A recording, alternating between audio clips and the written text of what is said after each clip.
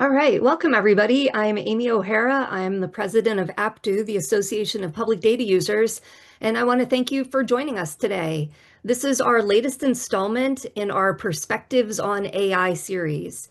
And our goal with these discussions is to cut through the hype and provide a clear-eyed view of the potential for good and for bad of new AI technologies. Now, this session is intended to encourage discussion. So throughout, please submit your questions using the Q&A feature here in Zoom, and we'll get to as many of them as we can at the end of the presentation. Today, I am delighted to introduce Eric Giannella. He is an associate research professor at Georgetown's Better Government Lab and the Massive Data Institute. Eric's research focuses on the implementation and delivery of safety net programs like SNAP and Medicaid. Previously, Eric was Senior Director of Data Science at Code for America, and generally, Eric is someone whose work I respect and whose perspective I trust. His latest research is both fascinating and practical. I'm so happy he's here to share it with us today, and I turn it over to you, Eric. Amy, thanks for inviting me. Okay, so today I'm going to talk about a project that I've been working on for almost 2 years now with collaborators from Cornell and from Nava. So this is joint work, and Jenna Goshak is the person who did a lot of the implementation on this work as a PhD student at Cornell. And she will be on the market in a year and a half. So, let's see. So I'm going to jump into it because I think this audience is probably familiar with some of the, potential risks, general, risks and benefits of AI in public services. We worked with Nava, Public Benefit Corporation, that works to improve the delivery of public services through better implementation of technology. Nava developed RAG chatbot, chatbot that was designed specifically to retrieve data for specific benefits programs in California. And the use case here is that a client asks a nonprofit caseworker who often is doing outreach or helping people with renewals of their benefits, what kinds of income do I need to report for SNAP? Caseworker, given somebody's sources of income, might need to figure out, might need to do some research. And so now chatbots are one of the tools that they might be relying on. And so the goal here was to create a chatbot that, for Nava, was to create a chatbot that would retrieve relevant, appropriate information that was verifiable to the caseworkers. This was a big effort, and there are 3 parts to the research. The part that I'm going to talk about today is the offline survey experiments. These are experiments where we could control a lot of the factors and focus on the relationships between chatbot quality and human behavior. And there's also in the field evaluations. So we had people do surveys before and after the rollout of the chatbot. And there was also a holdout group that did not see the chatbot and also received the before and after surveys. There's also analyses of chat logs of the actual questions that people asked and how the chatbot performed in answering those questions. That's all online. It's on Nava's website. And it incorporates a light version of the results that I'm going to share today. So the offline experiment is really focused on more social science, kind of bigger picture questions about how people who work in public services can best make use of AI tools.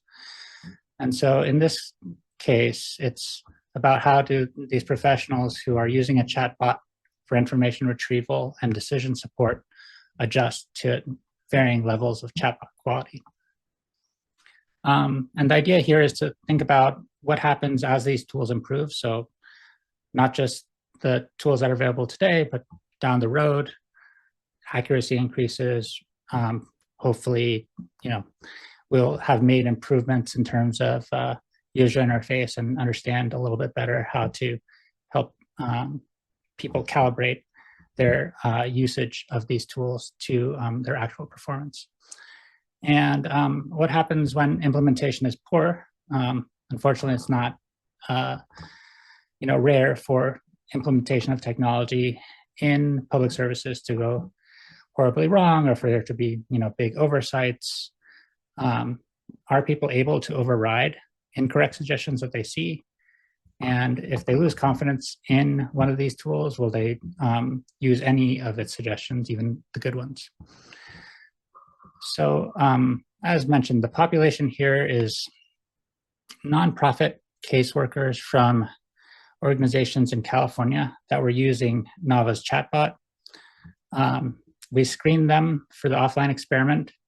We invited people to participate in this offline experiment through their organizations, and we screened them to make sure that they had Snap experience and were helping clients every week with applications. And we paid them each $100 because, as you'll see, the experiment, participating in the experiment is like taking a very hard multiple choice test, and we wanted people to feel like this was worth their time. So I want to contextualize the use case a little bit, just so that we know what we can answer with this study. So this is really about on-the-job support beyond one's expertise. So nonprofit caseworkers do outreach for many programs. They might be helping people with a dozen programs. They're not, eligibility workers working in a government agency or state quality control auditors. So they're not solely focused on one program where they've received extensive training. I think that this is actually a very common use case. So for instance, I asked Claude to help me with making a web page. And in the private sector, at least, there's been a lot of discussion of how can we use these kinds of tools to help more junior people or help people with less training be effective in their roles. So the experiment design here is that we recruited 125 people from these nonprofits. We assigned 31 to the control, which meant that they didn't get any help from a chatbot. We assigned 94 to the treatment, and then we artificially varied how accurate the chatbot was that people saw. So this means 55% accurate means that 55% of the suggestions that people saw alongside the scenarios that they were presented were correct suggestions. And then 100% accurate means that all the suggestions that they were seeing from the chatbot were correct, meaning that if they just followed every suggestion, they would get 100% on the assessment. So what was the assessment itself? Well, we started by contracting with Snap auditors from 2 states, and we had them write down example scenarios of questions where staff may struggle to get it right that were representative of things that happen in the real world. With those examples, we prompted ChatGPT with those examples and with using frequencies of errors that came from the national QC microdata. So we had frequencies of errors and associated household circumstances and these example questions, and we prompted ChatGPT to generate questions for this study. We generated about 4,000 questions. We then had auditors go through and select 800 that were realistic and relevant. And then we hired a copy editor with benefits experience to revise and clarify the questions to make them more plain language. And then we had auditors from 2 states review each question, answer it, and indicate whether the answer would vary based on state or based on attribute of the household, such as whether somebody in the household is disabled.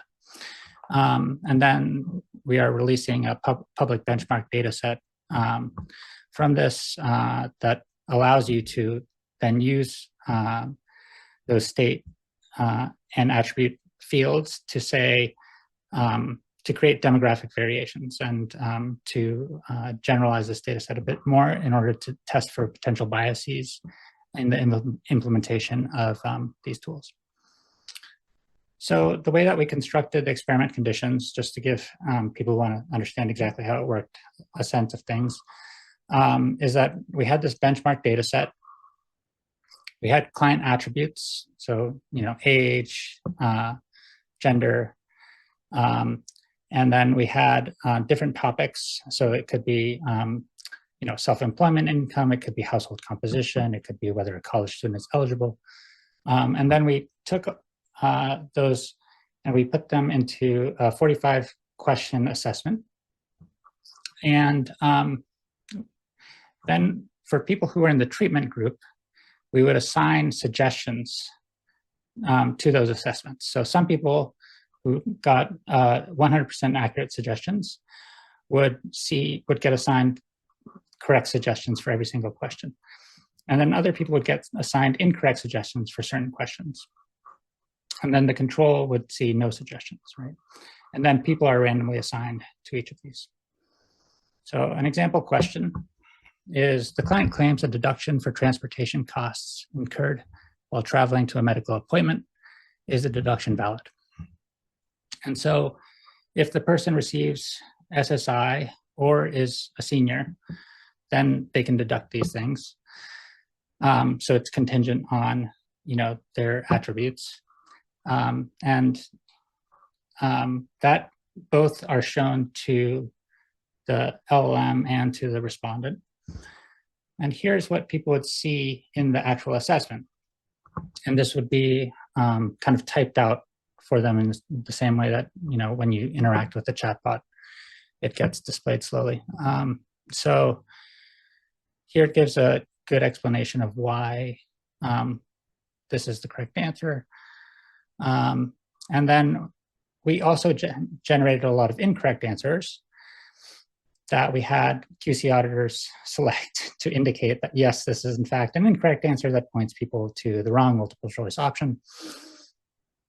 So here, basically, the chatbot has gotten confused, saying that because the client receives SSI, they're not eligible to deduct medical expenses.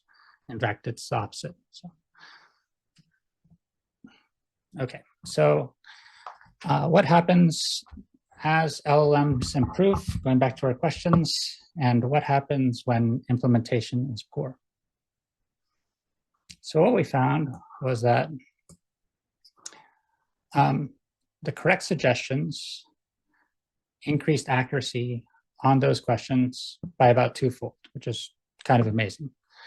So the control group, so no LLM suggestions, they're averaging 38% on these questions that were matched across conditions.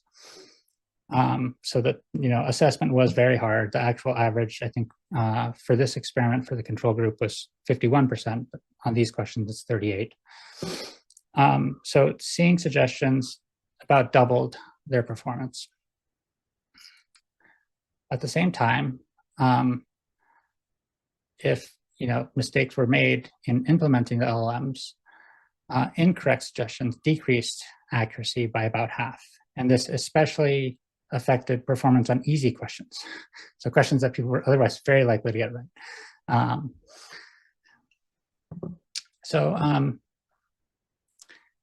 As you'd expect, LLMs that perform well are helping people most on harder questions.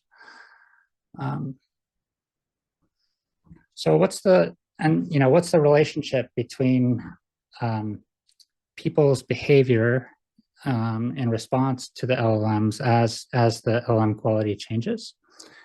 So what we're going to do here is look at the average of caseworker accuracy as a function of the average of chatbot accuracy. So if you imagine that caseworkers are doing exactly what a chatbot says, they would just follow the chatbot accuracy, which starts at around 55% and goes to 100%. The control group average here is about 49%. So we're just going to have that there to show, how the treatment group is being affected relative to the control. And so what we see is that human accuracy kept going up and kind of following the expected trend line for a while, but it starts to level off at some point. And there's this big gap that as you get to 100%, people are just not using the suggestions that are correct. And so this is what we call in a paper an under-reliance plateau. And so this is a big kind of limitation if you think about extending, even improving on chatbots and interfaces. It's hard to imagine how people are going to overcome this. So we wanted to investigate this a bit more. Now, we found that people were not adapting to quality, right? If people could accurately sense how good the chatbot responses were, the people who were seeing 100% accurate chatbots would probably have gotten to 100%. And so what we see here is that lower accuracy, there's no differences in any of these groups, but if anything, it looks like people in the slightly lower accuracy chatbot conditions we're actually using the suggestions more as the assessment went on. So this is the beginning of the assessment. Here's the middle of the assessment. Here's the end. So first 15, second 15, third 15 questions. And, medium, no change. High accuracy chatbots, no change. So people don't seem to really be adjusting their behavior in response to the quality that they're seeing. And this even happened for incorrect suggestions. If we just look at people's acceptance or use of incorrect suggestions as they're going through the survey, we don't see a decline among people who are seeing a low-performing chatbot. You'd expect that they get more skeptical and use their judgment more as you go on, but we don't see that in this case. So just to recap, how do non-expert professionals adapt to higher versus lower quality chatbots? Another way of putting this is, what happens as LLMs improve? Do people start to over-rely on them? It's just our optimistic question, I guess. Overall, human and chatbot accuracy, was higher by about 21 percentage points, which is actually the same for what you would see if you just deployed the Nava chatbot live. You'd get about 21 percentage point boost. But the gains plateaued around 80%. And we didn't see over-reliance because people were not actually adjusting their behavior. And of course, keep in mind this, like a 1-hour session for a lot of people. So it's not like they had a long time to change their habits. What happens if LLM tools are implemented poorly? Well, we saw a 50% drop in question level accuracy, and with the biggest drops among easy questions. And we didn't see people, becoming more careful with the chatbots that were less accurate. Okay, so we're puzzled at this point. So what's happening here in terms of the under-reliance plateau? Are people not trusting the chatbot, or they're not trusting their own assessments, their own ability to assess the chatbot? Can we get people past this plateau in any way? And can we help people override incorrect suggestions? So what we did was we ran a second experiment that follows up on this to try to dig in a little bit more. So there's many ways that you could try to help humans appropriately use these tools, depending on the particular context and the consequentiality of the decisions and things like that. Here we thought greater transparency is a pretty reasonable thing to try. And so what we did was we followed Nava's approach of providing citations with verbatim excerpts and links, actually.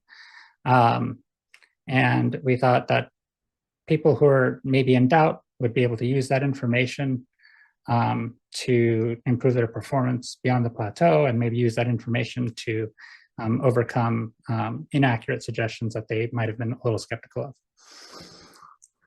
So in this case, we had 3 conditions. We had a human-only control condition, just like in experiment 1.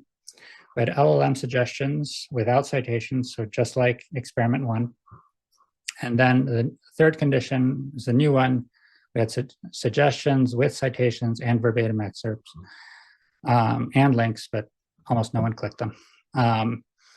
And the participants in this case were slightly different, which I think is interesting, that there's a handful of caseworkers from the nonprofits from before, but we primarily recruit staff from food banks around California who help people with SNAP applications. So we applied the same screening criteria as we did before.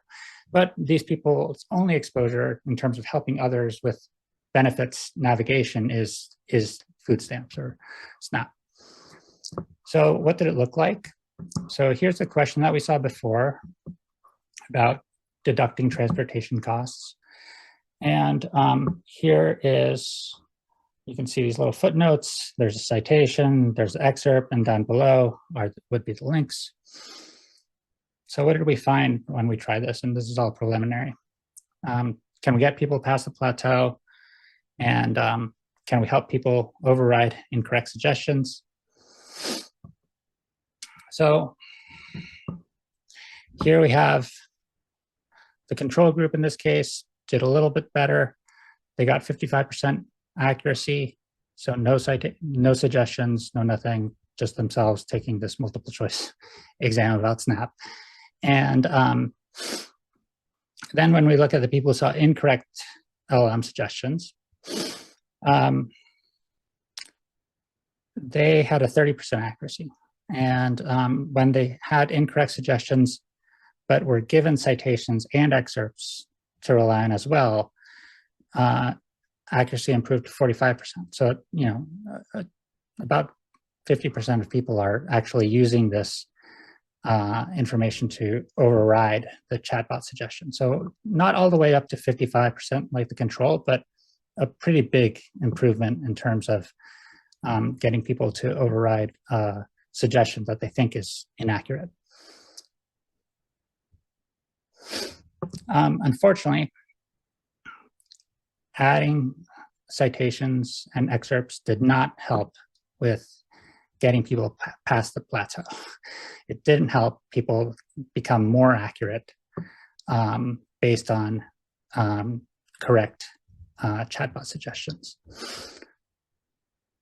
So just to give a quick sense of the numbers, the control group was 55%. LLM suggestions only was 72%. The treatment, these are overall numbers before we're looking at a split of only correct and only incorrect. So overall, 72% accurate, and treatment suggestions with citations, 75% accurate, not statistically different. So what we found overall, and I'll get to implications in a second, is that we replicated the performance gains seen in experiment 1. So the amount of lift, you know, we feel like a little bit more confident in because those numbers were big. And we also found that citations and excerpts help people overcome incorrect suggestions, but did not get them beyond the accuracy plateau that we saw in experiment 1.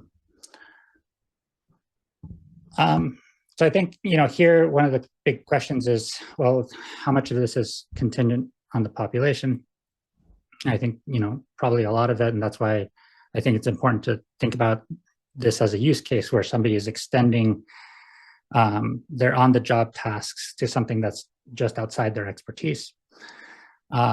We also would be really interested in studying a use case where this is to just support or accelerate the work as needed of, you know, state eligibility workers or QC auditors, you know, who we'd expect would have much higher kind of performance in the control group.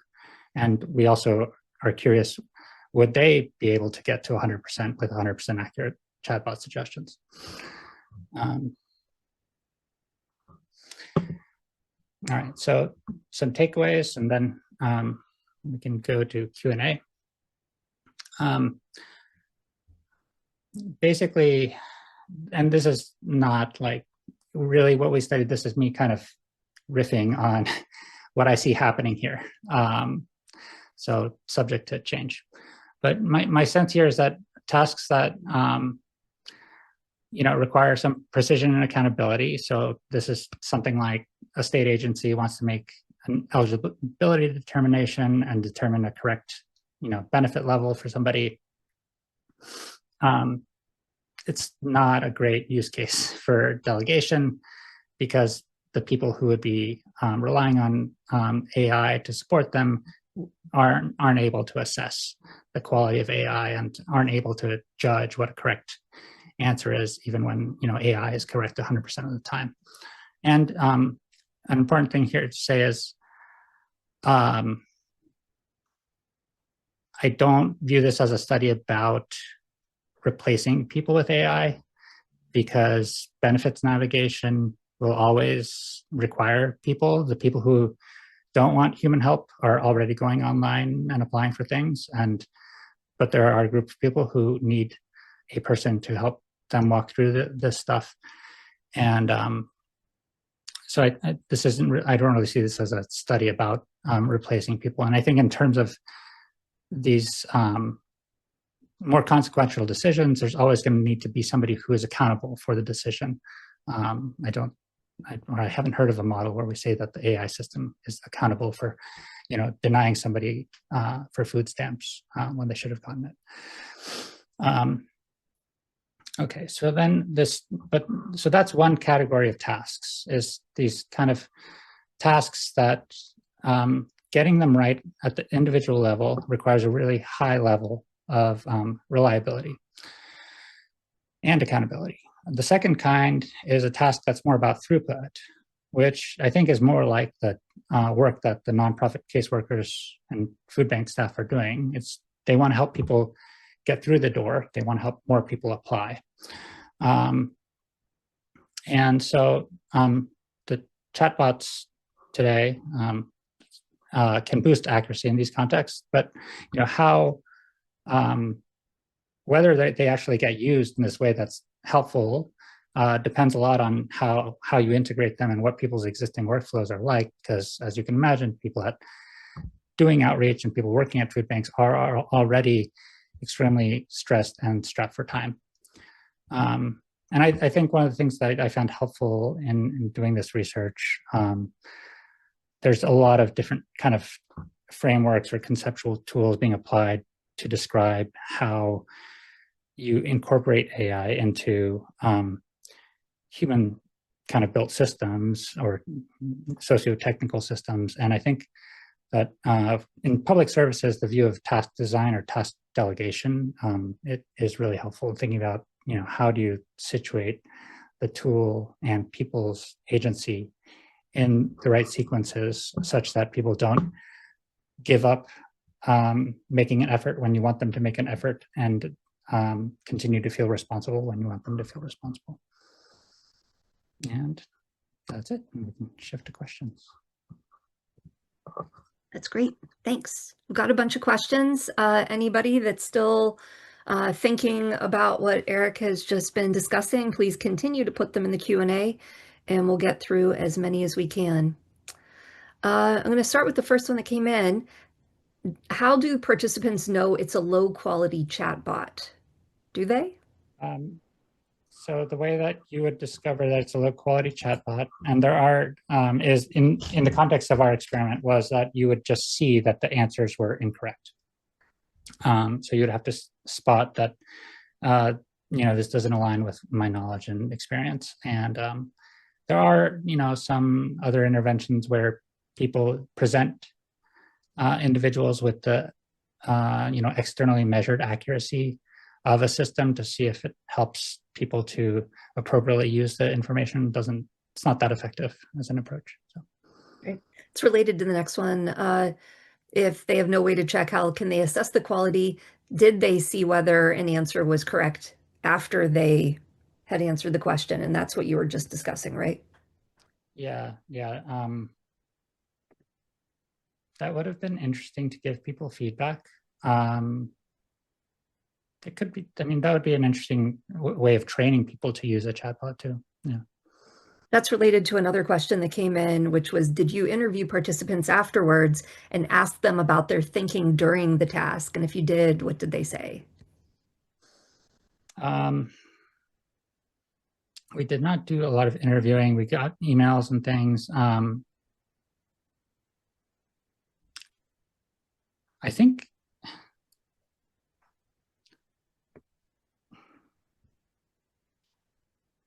yeah, I don't have anything systematic to say about that. So I don't want to generalize based on a few email conversations. Yeah. Okay. Another question. Is it really an LLM responding? If you have generated the questions and answers, then just putting these forward, how does this replicate the real world? Oh, it does not replicate the world. The goal here is, yeah, the great question. The goal here is to look at under ideal conditions, if LLMs continued to improve and you've designed a really good system for, selecting what you show a user, um, how would people react? And so the goal here is to look at the technology going forward as opposed to like what it's like right now. And there are studies on what it's like right now. And there's great tools also for doing studies like that. Like there's APIs for hooking up a chatbot into Qualtrics, and you can interact live and have people answer questions about their interactions with the chatbot. Mhm. Are the correct answers to the hardest questions in your survey, are they simply implausible? No, they're either so like one example of a hard question is that the standard utility allowance includes a telephone allowance, and so I think the question then gives you the option of which ones should you deduct, and you would have to know that the standard utility allowance includes that one. Others were like about which item is more important for making a decision. So, for instance, if you're um, living with, if you're a college student living with your parents, um, can you say that your income is what you make at school? And the answer, if you're under 26, is no, because you have to. You have to be part of their household, and their income ends up being part of your household's income. So it's kind of issues like what's the what takes precedence in terms of making an assessment about what the correct answer is. So. Thanks. Here's a clarification requested. If I interpreted the chart correctly in experiment one, it looked like users agreed with approximately the same percentage of suggestions from all three chatbots. Is that right? Yeah, that's right. So people, the results I presented there were for like the worst one was kind of like moderate, but there was also the like 55%, and there people actually disagreed a little bit more, but in general, I would say that people seem to have, and this is a thing we've spent a lot of time analyzing, a stable point of how much you rely on a chatbot, and they just stuck to that. And so maybe if we had a really atrociously bad thing, like it was wrong every single question, people would have changed. But yeah, we generally saw people be very consistent with how much they use chatbots, the suggestions over the course of the experiment. Another question, proving the human in the loop has to have domain knowledge. Why use AI?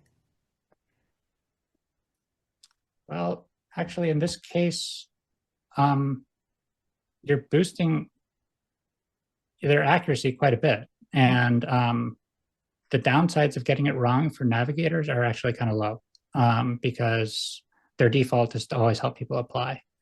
And so I think for them, it's like speed and confidence. And so reducing some of the burdens that they experience on their jobs would be if you could find a way to integrate these tools such that they have, fewer cases where they have to do free mental recall, which is hard, and or like ask somebody for help, ask a colleague for an answer. That's a good thing. Yeah, so that's a. So building on that, another question, if we have a much higher accuracy rate on the chatbot than we do on the caseworker, why would we not shift to using just chatbots? We would need to understand and review the accuracy of the model, but this seems easier to improve over time. 50% accuracy rate for caseworkers is a disaster. 50% is actually, so that, expected, because these are multiple choice, 4 or 5 options each, you'd expect 20 to 25% accuracy. So it's better. I think this is actually much better than you'd get with the general public. These were hard questions. We designed it to be something where we would see movement. Yeah,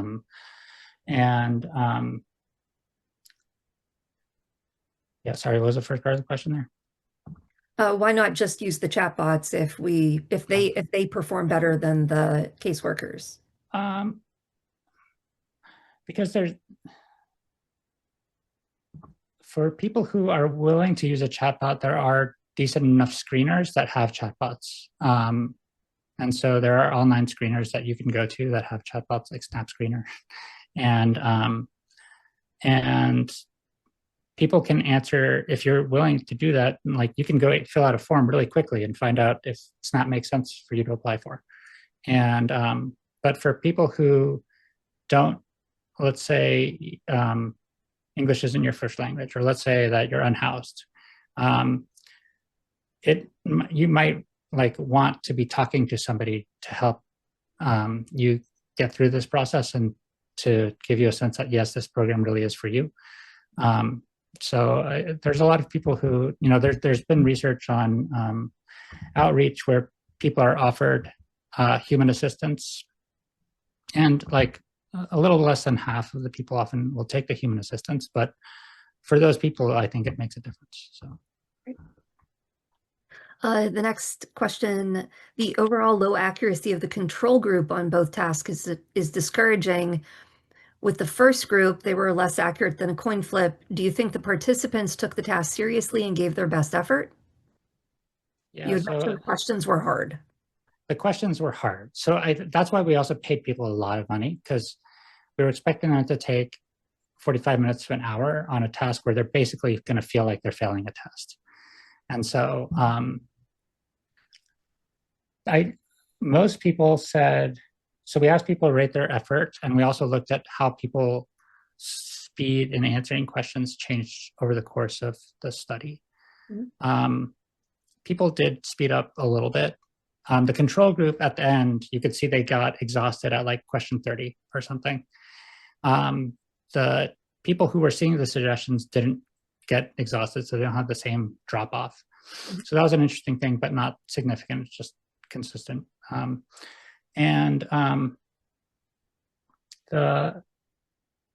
If we look at like the surprising thing to me was that like people would say, I tried really hard on this. And the only thing that determined whether that mattered actually was whether they had passed instruction manipulation check that we included, which asked people to, basically it's like a narrative, and you say, choose this answer, even if it's not the right answer. And you're just seeing if people are reading the instructions, right? If people are reading carefully. And then the answer that you choose in that case really is not intuitive. It's like not what you would choose. And so there, 60% of people, did that instruction manipulation check correctly. And those people, when they said they tried hard, they did better. When the people who didn't pass that said they tried hard, they actually did worse. So it's also, I think that this also points to some differences in how people pay attention to these kinds of tasks and what information they're relying on. So different cognitive styles maybe as well. So this is somewhat related to other factors that could come into play. Do the findings here reflect caseworker discretion or street level determinations about the deservingness or need of those applicants, regardless of the guidance from AI? say the first part again. So it's questioning whether the caseworkers may have had preconceived notions about whether the applicant was worthy or deserving of the benefit. So it's kind of Yeah. probing into more about the caseworkers' priors. Yeah. So we did have, we didn't have, we also manipulated age and gender to see if accuracy would differ. And then the chatbot suggestions were different. And obviously, people taking the assessment might respond differently too. We actually didn't see any differences there. It could be, though, that form of signaling is very small compared to like an in-person interaction. And one of the, depending on how you implement these things, one hope would be that this can help you retrieve objective information about eligibility and help to overcome people's maybe expectations about whether someone should get this benefit or not. So building on that, another question is, even if the LLM is 100% accurate, wouldn't it need to be retrained every time their program changes? Yeah, we had to rewrite the questions after HR1 passed. That's a lot of work. So yeah,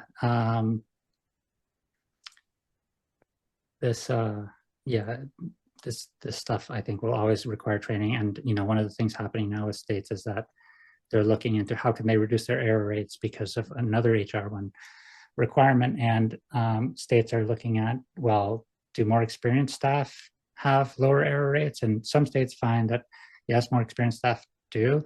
Other states find that actually what matters most is how recently you were trained on rules that changed, mattering for error rates. So there was actually a question specifically about this, like what are the takeaways that these experiments could have for governments that are seeking to implement AI solutions for administrative tasks, like the folks hoping to reduce their SNAP error rate?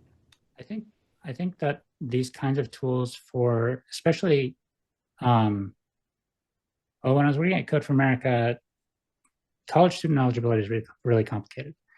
And we would see that in offices where there weren't that many college students who submitted applications, their approval rates were abysmal. And I think it's because the staff didn't know how to help them navigate the process. Like what helps make you eligible as a college student, what documents then do you need to submit, et cetera. As opposed to offices that dealt with a lot more student applications, they knew like how to do that and they had a much higher approval rate. So I think that giving access to these tools to even the experts, the eligibility workers, for situations that are less common might help people who maybe are more like marginal or in that area. So there's a pair of questions that just are clarifying what your study included and didn't. One of them is, could you share a bit more about the technology tested? What was the LLM? But this was more of a... Yeah, the LLM was ChatGPT 4.0, and we sometimes use 4.0 regular and sometimes 4.0 mini. Things have improved a lot since then. That's part of why we did that simulation of, accuracy. We generated a lot of responses for every question and then went through and had, we would sometimes screen them, but then we would ultimately have these auditors select them.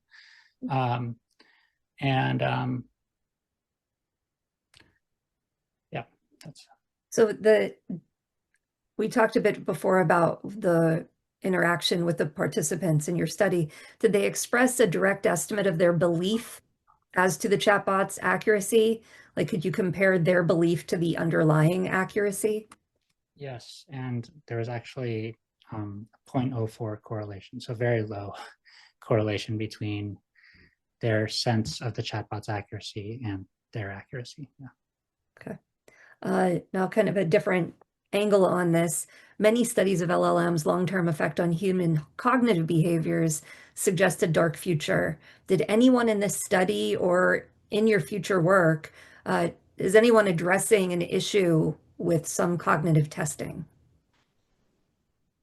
Um, Not cognitive testing, but I am talking to one government agency that wants to study how use of this tool affects people's attention to, or use of these kinds of tools affect people's attention to key tasks and like whether they keep learning on the job as well. And so I think that administrators are being thoughtful about how they roll these things out. They're worried about making mistakes and becoming like they're going to be responsible if these tools lead people to not pay attention or to if their performance drops, like there's going to be advocates suing them and stuff. And so I think that they have an interest in making sure that staff continue to focus on the things that they need to focus on. So given all of the AI governance hype surrounding benchmarks, do you have any thoughts on their validity for determining if a tool is actually good in a real world use case? And if not, what other evaluation options exist? I think that more evaluations have to be using kind of behavioral or transactional data and looking at how are operations affected by introduction of these tools, and you roll these things out in a slow or staggered way. Yeah, and as I mentioned, I can find the link, but there's an integration if you're interested in chatbot type tools to put it into Qualtrics, so that the lift is much easier than what we did, and you can have people test a tool in Qualtrics and give you feedback about that, or you can give them certain tasks where they have to rely on a chatbot. I think the hard thing, I don't think that the automated benchmarks mean anything for government contexts, really. Like if you just have like prompt food doing a bunch of testing of a different, you tweak the model or you tweak the prompt and now your prompt food score increases. I don't think that means anything actually. Did the surveys indicate anything about why the users ignored the accurate suggestions from the AI? We had so many questions. So yeah, there's some parts of this that I didn't present, but we asked people a lot about how helpful did you find this thing? Would you use this thing, etc. And we couldn't, nothing correlated with their actual use. And we even did a conscientiousness scale, and also did not correlate. So no, we don't have a good answer. My sense is still that there's something about there's a trust gap, and if you don't have the right expertise, it's hard for you to build that to calibrate your trust rapidly. And this is only 45 questions, so. Yeah, I think that's related to this other question. How much were preconceived ideas of AI a factor in the user response to the experiment? Were you able to control for the AI tested versus the user's thoughts about all AI? Do you expect the results of a similar experiment to be different for a customer versus a government employee end user? Yeah, that's a great question. We did ask people about existing AI usage. The people who used AI more did a little bit better, but it was like 1 or 2 percentage points. It wasn't big,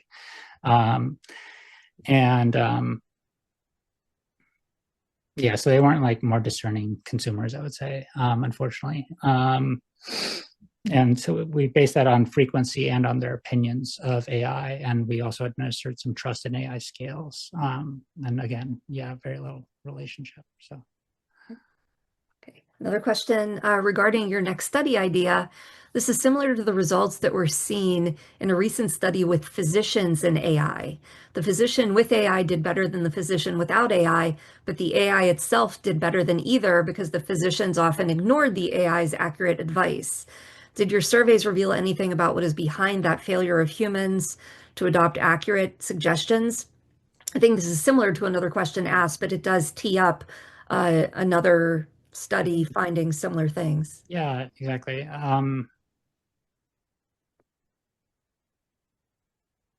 I I think that's a really good question because it's kind of like there's ignorance is like a thing we kind of decide on too. It's like we choose to be ignorant about certain things because well, it simplifies our lives and things, but also like I think there's a lot baked in there, like from a behavioral and social perspective that we I don't think we know anything about, and we need to uncover.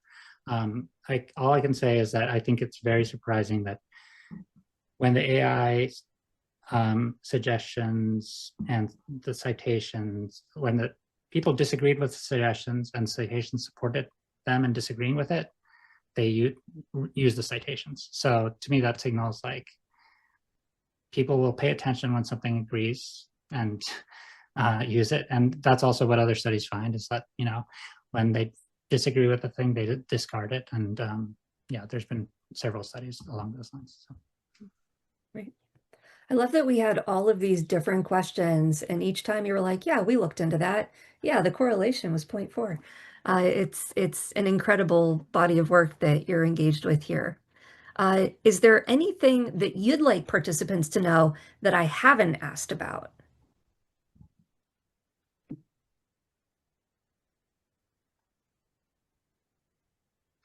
I think no, I think that the thinking about these things in terms of tasks and stakes for the tasks and thinking about them in terms of actual workflows and breaking workflows down in a realistic way, like working with the people who will be using these tools to figure out like how they would like to be supported in these with these tools is the most important thing. I think that there's a lot of like spaghetti being thrown at the wall, and that's kind of risky because you'll have like the fallout will probably be painful for agencies and for the people that rely on these agencies. And so places that are a little bit more judicious about where they're exploring and then that are quickly adapting based on what they see people doing or not doing with AI. I think that's the best way to go. I think starting small and iterating this is a great moment to do that. Well, that's great. Eric, I want to thank you for being with us today. When you first told me about this project and I saw your slides, I was like, other people are going to be interested. And clearly, we've seen today that lots of people are. I think there's going to be interest in your further reports on this project. So if you're willing to share those out to Aptu, we'll make sure they get into our newsletter so that people can continue following on this, on your incredible findings here. And if anybody wants to go back and rewatch this or share it with a colleague, a recording will be posted to Aptu's YouTube channel pretty soon. We're going to put that link in the chat. And if you'd like to see more events like this, let us know by sending an email to info@aptu.org. Let us know what was interesting about this or where your curiosity leads you, and we'll try to get other folks to come in and talk. If you're not already receiving our newsletter to stay informed about events like this, please subscribe, and there's a link to do that.